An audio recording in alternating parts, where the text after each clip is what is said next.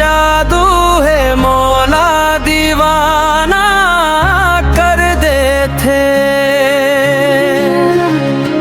तोर हंसकी के चमक ले मोर दिल रोशनी भर देते। जब ले तोला देखे हम नींद मोलाया बत नहीं। तोर बिना ए दुनिया माँ कुछो मोला भावत नहीं। तोर संग जिए बर मन करते। तोर संग मरे बर मन करते।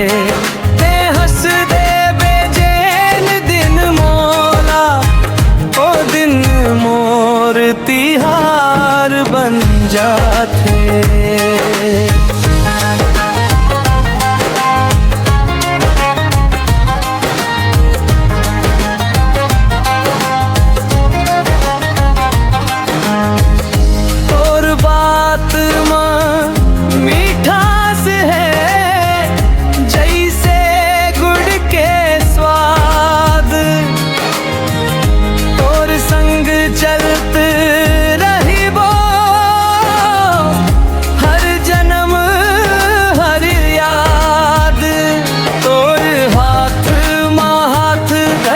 सपना सजाए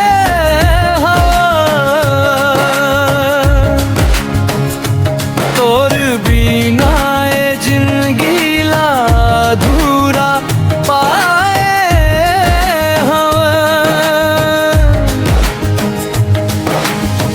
तोर संग जिए बर मन करते। तोर संग मरे बर मन करते। ते हंस दे बेचैन दिन मोला ओ दिन मोर तिहार बन जाते।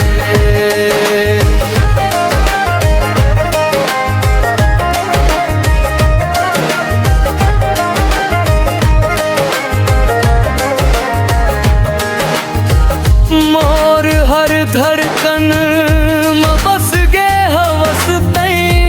मोर हर सपना में दिखते तई। जत का कहूँ कम लगते मोला तोर बिना कुछो नहीं लगई। तोर संग जिए बर मन करते। तोर संग मरे बर मन करते। ते बने रही बे मोर संग में बस ही दुआ मन करते।